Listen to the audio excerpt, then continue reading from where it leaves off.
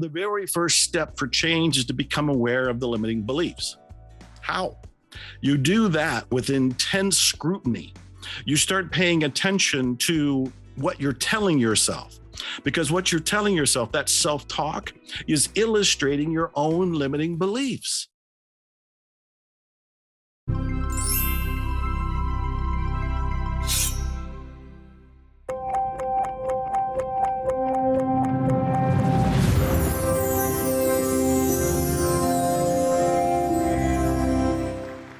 Hello and welcome. I'm Dr. Joe Vitale, and this is Zero Limits Living. Every week, I bring you inspiration and information to help make a difference in your life. Maybe you've been hearing about people who changed their lives, transformed their lives. Maybe they were suffering and suddenly they're successful. And you're wondering how? What did they do? Why did they do it? What works? What doesn't work? Well, I'm here to blow the whistle on the bogus things that don't work and to tell you what actually does work. And I'm living proof of it because at one point I was homeless. I went through poverty. Today, I live the lifestyle of the rich and famous, and I get to do things like make these weekly shows for you. Now, usually I have a guest, and I had one all lined up because I want somebody to help me to really communicate to you the power of changing your life and the simplicity of changing your life. But today's guest was a no-show. I hope he's okay. But meanwhile, instead of getting a dialogue, you're going to get a monologue. And we'll see how that is going to go for both of us, because this is an experiment. I got no notes. I got nobody here. It is just you and me. But I've written 80 some books. With 80 books under my belt, I ought to be able to talk to you about something for a short amount of time. Now, I'm not going to be long-winded. I'm not going to talk for a whole hour or anything. I'm going to talk just you and me about some things that I think are really important, because I'm imagining what you're thinking right now. And maybe you're thinking that you would like to change, but you don't know how. Maybe you're skeptical. Maybe you're critical. Maybe you're one of those people who saw the movie The Secret and said, oh, this is all BS. This doesn't work. Or maybe you read some of the success literature out there, whether it was books by me, Jack Canfield, Bob Proctor, John Assaraf. There's a whole long line of people, living and dead, who have created a mountain of success literature. And maybe, and I've heard this, a lot of people, including you, might just think that's nonsense. It doesn't actually work. So what does work? How do you change your life? I'm going to tell you right now, we live in a belief-driven universe. You change your beliefs and you get a different universe. Now, we got to stop and think about this, because most of us don't even know what our beliefs are. And we don't know what our beliefs are because we're unconscious to them. We were born in to a culture. You may be in America, you may be in a country somewhere else on the planet. And the culture you were born in had its own structure. It had its own invisible set of beliefs that you downloaded as you were being born. And your parents had beliefs, and they were probably unconscious to their own beliefs. I've often said, were your parents Mr. and Mrs. Buddha? Because nobody's were. And so you downloaded their negativity, you downloaded their limitations, you downloaded their beliefs, but you didn't know it. You didn't know it because you didn't have the conscious awareness to discern what beliefs are going to serve you, what beliefs are going to harm you. The media has been giving you beliefs and still give you beliefs about scarcity, lack, and limitation. The culture, the political system, the educational system. So you arrive at a point in time, like right now, today, and you look around and you go, how come my life is like this? How come I feel stuck? How come I feel stalled? How come I can't go and progress? How come I can't be like Joe Vitale or those people in The Secret or those people you hear about and read about? And it's because of these limiting beliefs that you're not even aware of. So the very first step for change is to become aware of the limiting beliefs. How? You do that with intense scrutiny. You start paying attention to what you're telling yourself, because what you're telling yourself, that self-talk, is illustrating your own limiting beliefs. Now, I've also heard from people who have said, well, I tried The Secret or I tried changing my beliefs and none of it worked. The law of attraction doesn't work for me. I've heard that a lot. The law of attraction works for everybody, including you. What you're getting is a match to your subconscious beliefs. This is huge. If you're hearing this for the first time, you probably just got whiplash. You probably just got jarred. It's like, what? But that is the case. Everything that is coming to you as a direct result of your unconscious beliefs.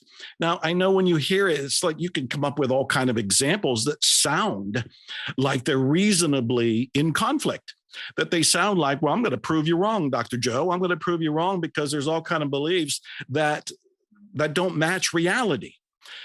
I'm asking you to look at the results you're getting with such sensitivity that you ask yourself, what might you believe that could have attracted that event into your life?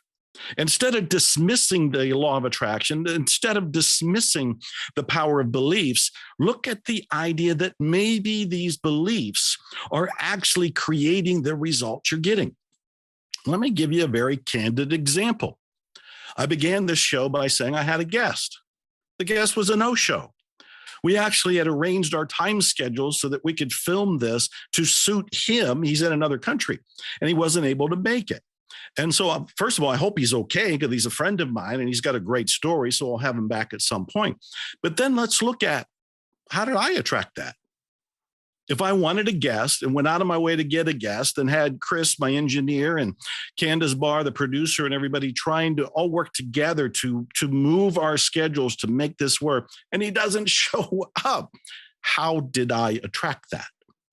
So what I've learned to do is go inside myself and ask, what could I be believing on a subconscious level? So I'm digging into the subconscious. I'm asking it to surface into consciousness so I can take a look at it. And here it is. I wanted the chance to find out what it was like to do one of my episodes in this TV show series by myself. I wanted it. So I created it.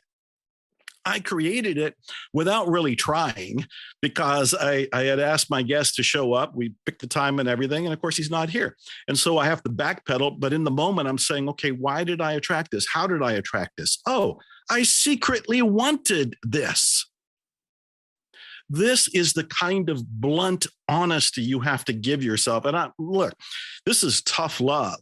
And I'm telling you something most people are not going to tell you. I am telling you, you are creating your reality. In truth, you're co-creating it because your belief system, the unconscious belief system in you that's in your subconscious mind, is joining forces with a kind of a dance with the rest of the energies of the universe, of the divine, of the cosmos, of whatever you want to call that, higher power. And between those two energies, you create your reality. Now, I mentioned I had been homeless. How in the world did I attract homelessness? Back then, which would have been around 1975, 1976, somewhere in that area, and I was homeless in Dallas, Texas, I wasn't really aware of the law of attraction. I was reading self-help books. In fact, where I was homeless was in the Dallas Public Library. And it was kind of cool because I'm surrounded by books. And you can see by the books behind me, I love books. I'm a book addict. So being stranded in the Dallas Public Library on one level was a blessing. But on another level, it's a curse. That's where I was living. I didn't have a house. I didn't have a car. I didn't have family. I didn't have a relationship. I didn't have money. I didn't have anything, but I had books. So I'm reading those books and enjoying reading the books in an air-conditioned library, which has a bathroom and it has water.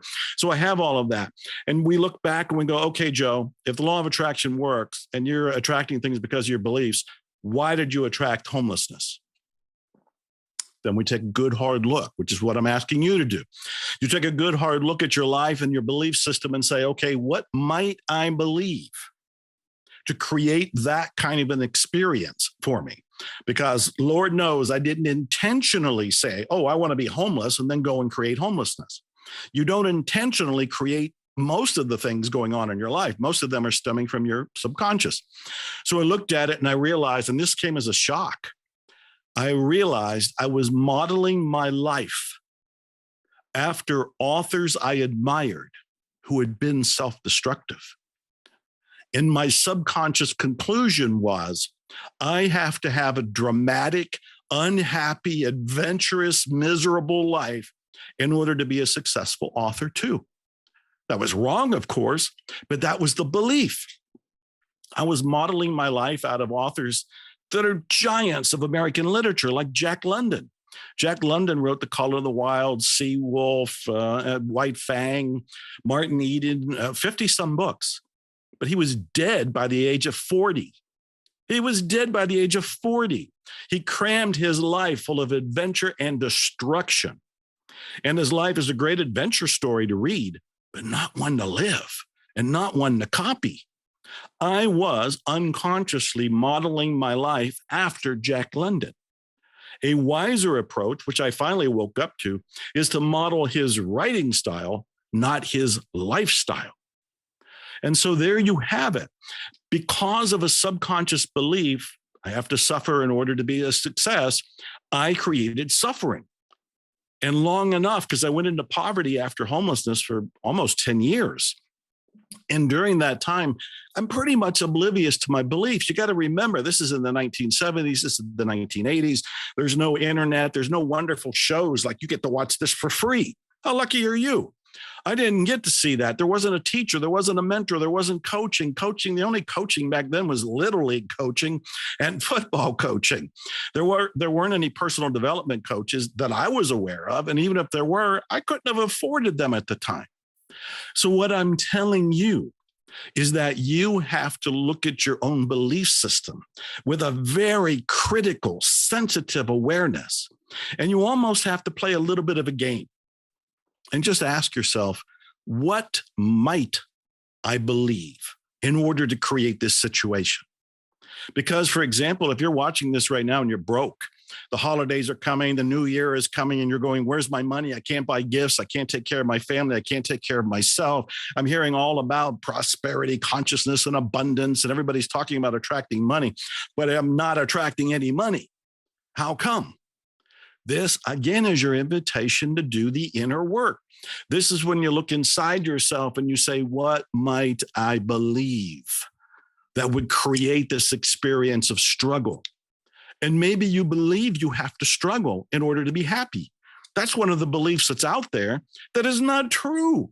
You don't have to struggle. You know why? You already struggled. You already struggled. You don't have to do it anymore. You don't have to do it again. A lot of people have said, oh, I need to struggle in order for me to appreciate the good. Give me a break. You already struggled. You already know what the good is. You don't need to struggle anymore to realize what good is. You can stop the struggle.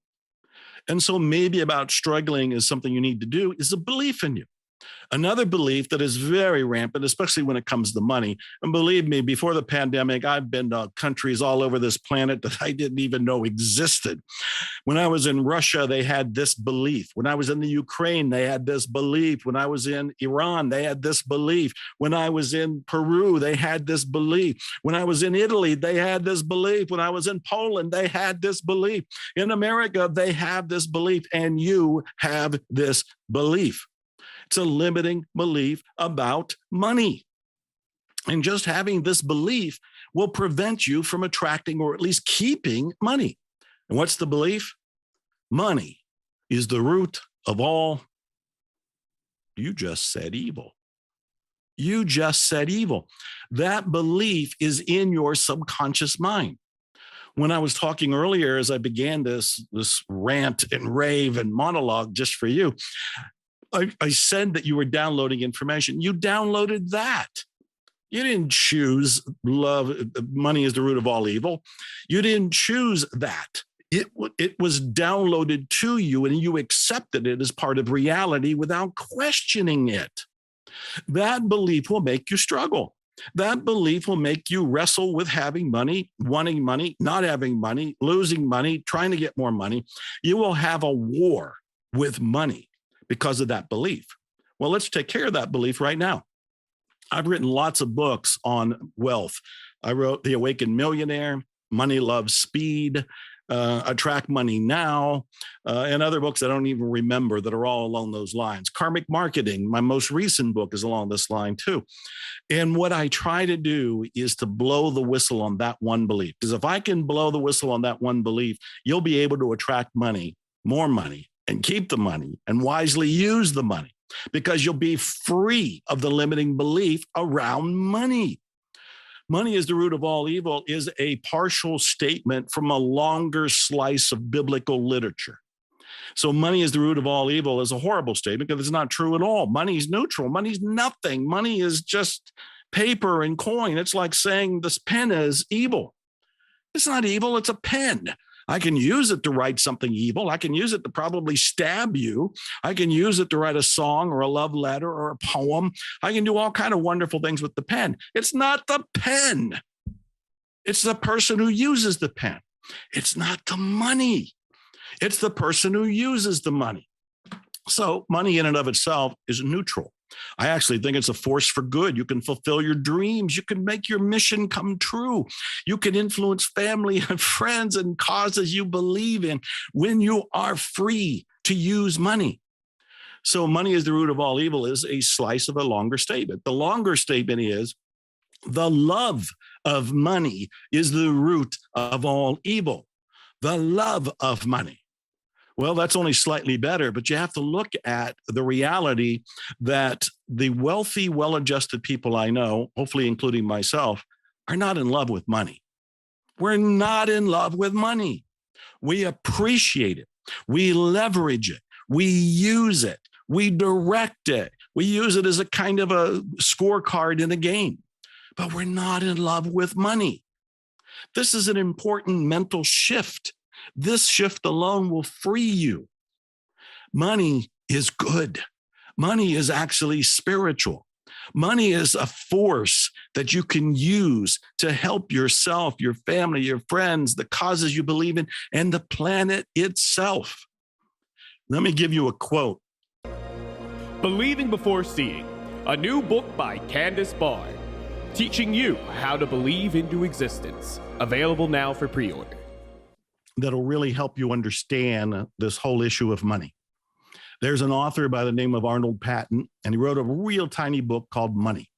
And the book is hard to get and fairly expensive if you do find it. And you don't really need to go read the whole book because I'm going to give you the essence right now.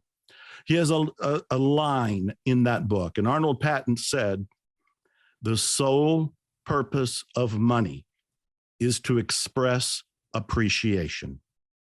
The sole purpose of money is to express appreciation. That's a head spinner. That's a statement to awaken you. The sole purpose of money is to express appreciation. When I first heard it, I thought, well, there's probably some exceptions to that. I started thinking about it and I thought, well, when I write the check to pay for my internet, my electricity, I'm grateful to have electricity. When I write a mortgage payment, I'm grateful to have a house. My God, I was homeless. I'm grateful to have a house. When I write a car payment check, I'm grateful to have cars. When I write checks for books, I collect books. I'm very grateful to have books. It shifted me.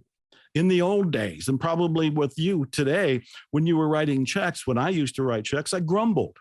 Because I always thought of lack and limitation. I always thought there isn't enough. I always thought I won't get more. I always grumbled because I felt resentful that I had to give up what seemed like all I had. I shifted. And now I know when I'm writing a check, I'm saying, thank you. And in fact, my dear friends, Jerry and Esther Hicks, who channel Abraham, they were my early clients way back in the 1990s. Jerry, of course, is gone now, but Esther is still out there. Jerry used to say that in the memo part of the check, he always wrote the phrase, thank you. Thank you. And Ken Honda, who is an author in Japan, says there's at least one tycoon in Japan who credits his entire success to always saying thank you when he releases any money. What are we talking about here? We're talking about changing your beliefs. And what I'm urging you to do in this solo episode here, when you get to hear a monologue by Dr. Joe and nobody else, is I'm inviting you to look at your beliefs. I'm inviting you to look at your own self-talk. I'm inviting you to be incredibly razor sharp aware of what's going on in your mind. In fact, what's going on in your mind right now? As you're hearing all of what I'm saying, you're filtering it through your belief system. You're filtering it through your existing belief system. If you say something like, well, I agree with Joe, well, you've got beliefs in you that are in alignment with what I'm saying. If a part of you is saying, no, Joe, that's not right, money, it really is bad, then you have beliefs that are saying that. Now, what I'm urging you to do is not only become aware of your beliefs, but ask yourself, do the beliefs serve you? Do they serve you? If the beliefs get you what you want, Godspeed to you, keep your beliefs. But if you're homeless, or you're in poverty, or you're stuck, or you're struggling, and you still want to fight for your beliefs, you're fighting for your own limitations. Richard Bach, who wrote Illusions, and Jonathan Livingston Seagull had said at one point, argue for your limitations, and they're yours. You get to keep them. I've been reading a lot of Stoicism recently because I went through 3 years of a horrendous divorce. And of course, the pandemic that we all share, death of my father, death of my best friend, family member attempted suicide, pretty rough 3 years. And I turned to Stoicism to give me some boosterism, which ought to teach you something right there. We all need help, which is why I invite you to watch this show every Friday so you can get your help, you can get your pep talk, you can get your boosterism, you can get the shot in the arm that keeps you going. Because my pledge is to give you inspiration and information every Friday. Sometimes apparently by myself, and sometimes with a guest that I think will electrify you with a jolt of inspiration.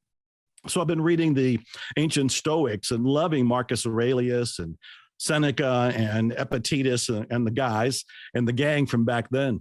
And Seneca had said, everything hangs on your thinking. He said this thousands of years ago. Everything hangs on your thinking. Seneca is advising you to pay attention to what you're thinking. There's another quote by Seneca. I liked it so much, I actually made my little index cards with the quote on it. So I'm going to read it to you. And he says, you have the power to make things seem hard or easy or even amusing. The choice is yours. You have the power to make things seem hard or easy or even amusing. And what we're looking at there is the power of your thinking. No matter what's going on in your life right now, you can look at it and judge it. What do most of us judge it as? Bad. Most of us judge it in a very critical way. We don't see the good in it. We see the bad in it. That seems to be the default of the human brain, partly because we're defaulted for survival. And so we're looking for the bad to be aware of potholes in the universe so we don't fall in them. But Seneca is saying you have a choice. Whatever you're going through right now, yeah, you can definitely see it as bad, but you can also see it as good. And what does that take? That takes a belief shift. Recently, I watched the movie Pollyanna, and I would encourage you to read the book from 1913. Pollyanna is a children's book, but my God, it's the greatest self-help book of all time, because Pollyanna teaches the entire city to play the glad game. And what is the glad game? You look for the good in every situation, including yours, and in every person, including the person that you're arguing with at home or at work. You look for the good. And Eleanor Porter, who wrote Pollyanna, had defended Pollyanna because even back then in the 1900s, when the book became a bestseller, it's still in print, it's still a classic. There's 3 different movies made about it. It is a life-changing book and movie. But she heard about people saying, oh, don't be Pollyanna. Don't be Pollyanna. Don't put your head in the sand. And even the author said Pollyanna never dismissed reality. Pollyanna knew that there were struggles. Pollyanna knew that there was darkness. And her goal was to find the good in the struggle and to find the good in the darkness. That's profound. There's hardly anybody on the planet doing that, which is why you, as a viewer of this TV show, Zero Limits Living, you're given an opportunity to be a light carrier. I'm asking you to awaken the light, the goodness within you, and to start seeing it elsewhere, because when you have that flame lit, you will touch other people and help light their flame. That's what I'm doing with you. I have my flame lit. My nickname has been Mr. Fire since around 1992. Mr. Fire is trying to light a fire in you and under you so that you can have a life of zero limits living. So Seneca says you can look at what's going on in your life as hard. Yeah, you can do that. You can look at it as good. There's a bit of a change. Or you can even look at it, he says, as amusing. Now that one's a head spinner, because most of us look at whatever's going on, whatever your current struggle is right now, you look at it and you certainly don't see it as amusing. You're fighting with it. You're arguing with it. You are aggravated by it. You want to change it. And you're not realizing that you're fighting yourself. You're fighting yourself because you're fighting your own perception of what's going on in your life, which is why Seneca is saying you have a choice in your perception. It can be good. It can be hard. It can be amusing. I saw a little clip of Kevin Hart, the very successful comedian. And in that clip, he says, people don't get that it's all about the individual. It's all about them. There's nobody else. There's just you. Just you. The rest of the world does not need to change. Just you. And when you change, the rest of the world starts to change. Now, one of my most successful books is called Zero Limits, which is where the title of this TV show is stemming from. Zero Limits is a famous book. The show is called Zero Limits Living. And in Zero Limits, I tell the most remarkable story of a therapist who helped heal an entire ward of mentally ill criminals. And not by working on them in any therapeutic way, but by working on himself. This is huge. This therapist is in the mental hospital for the criminally insane. The patients there are shackled or sedated because they are so dangerous. And this doctor goes there and he says, well, I'm not going to do traditional therapy. I'll do this Hawaiian healing method he had learned and was practicing. And the Hawaiian healing method was something he did inside himself. So as he looked at the patients, he's looking at the outer world, instead of saying, oh, they need to change, he looks at how he feels about what he's seeing. And he could be repulsed. He could be angry. He could be grieving. He could be embarrassed. And whatever it is that he's feeling, that's what he tries to change. Whether it's Seneca's quote, you can see it as good, hard, or amusing, or you can use what's in Zero Limits as this Hawaiian healing method. And in one of my upcoming shows, I'll go into depth and teach you what that is all about. Whatever it is, when he changed his inner reality, those patients got better. This is what's mind-blowing. He changed his inner perception of what he was seeing. He was seeing reality. He was seeing the despicable side of life, a mental hospital for the criminally insane. And what he changed was not them, but himself. And as he changed himself, changing his perceptions, they got better. And over time, slowly, they didn't have to be shackled. They didn't have to be sedated. And they were pronounced as normal and being released again. This is the most miraculous stuff. I'm telling you, what I'm sharing with you is the kind of thing to awaken you to your own divine power. I don't know who you are. I don't know how you're struggling right now, but everybody has gone through struggle. I've gone through struggle. I've told you about some of it. I'm going to have guests in the future. They're going to tell you some pretty hard stories. Pretty hard stories, but they transcended it, just like you can transcend it by working on yourself, by changing your beliefs, by paying attention to your self-talk, by choosing a view of the world that is more empowering to you than making you a victim and continuing to be a victim. Now, I wanted to talk about a couple other things here in the short time I have with you. Believe me, I won't keep you all day. I'm by myself. This is my rant. This is my rave. This is my monologue, but I'm here to inject my enthusiasm into your day so you can go into the rest of the week feeling up and having something to work with inside yourself. Now, Napoleon Hill wrote Think and Grow Rich. And if you haven't read Think and Grow Rich, go get a copy, go to the library, do whatever you need to do. It's not expensive, and it's been around since the 1930s. It has triggered more millionaires than any other single book I can ever imagine. Think and Grow Rich by Napoleon Hill. Read it. Now, in his book, he has a famous quote where he says, if you can conceive it and believe it, you can achieve it.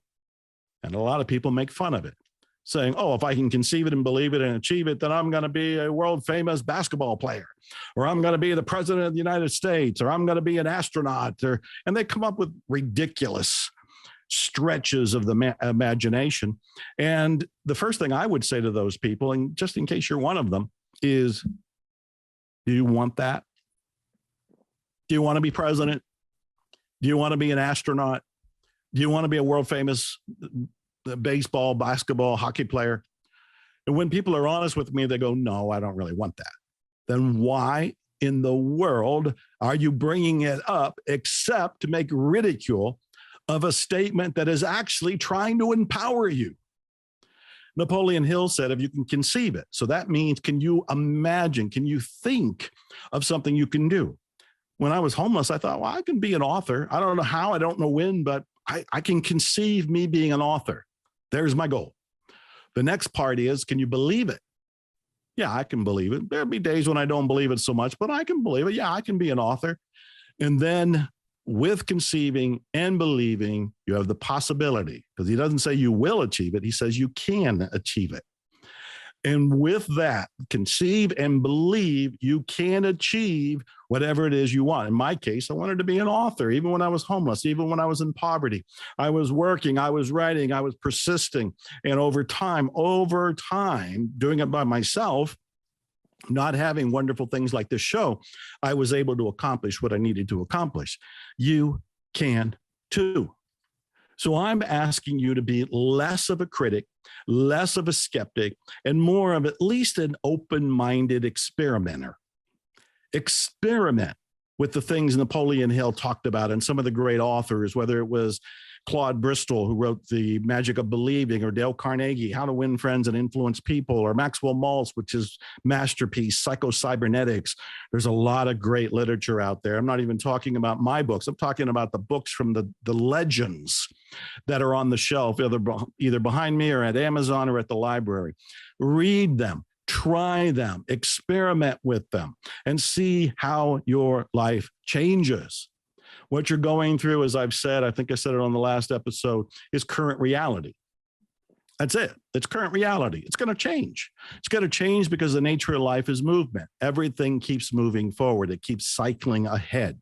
But if you apply consciousness, awareness, intention, and action, you will accelerate your momentum, and your change won't be a small one. It'll be a transformation, and it can be staggering at how fast it comes and how big it is. So I am encouraging you to think big and act big. Believe in yourself. That is one of the most fundamental, most important things that you want to do. Believe in yourself. And I want to give credit to Lux Media Studios and Candace Barr, because she has believed in me and gave me this TV show, this opportunity. And Lux Media Studios has provided this means for me to reach the masses, which means you're seeing it because of Candace Barr and Lux Media Studios. So I thank them. And I want to remind you that Zero Limits Living, this TV show, airs every Friday. And you can watch it on Roku, Apple TV, Amazon Fire, YouTube, or you can simply go to ZeroLimitsLivingTV.com, ZeroLimitsLivingTV.com, and you can sign up to be notified whenever there's a new episode. So I'm Dr. Joe Vitale. You've been listening to me deliver a sermon of love. Stay tuned next week, more inspiration and information, and probably with a sidekick of some sort or another. Expect miracles. Thank you.